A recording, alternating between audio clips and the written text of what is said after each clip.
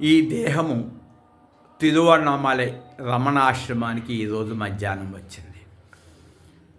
1996లో ₹5 పుస్తకంతో నేనెవరని ఆత్మవిచారణ చేసుకున్నాను. అంటే అనాత్మ పోతుంది. ఇప్పుడు దేహము నేను కాదు. నా దేహము పేరు కర్పూరపు వాసుదేవరావు. నా దేహం పేరుతోటి ఈ భూమి మొత్తం రీసెర్చ్ చేయండి. చేసేసారు. నేను నిద్రపోయాను. ఏది భూమి? ఈ భూమి దేహం చెప్పిందా నాదని? ఇప్పుడు దేహం చచ్చిపోయింది. భూమి వెంట తీసుకెళ్ళిందా? ఒక్కసారి ఆలోచించండి. అంటే భూమిని కల్పించిన నా మనస్సు భూమిని ఎలా రిజిస్టర్ చేసుకుంటుంది? గాఢ నిద్రలో పంచభూతాల జగత్తే లేదు కదా. ఒక్కసారి ఆలోచించండి. ఈ భూమి కోసం కొట్టుకుంటున్నారు కుటుంబాల్లో కూడా.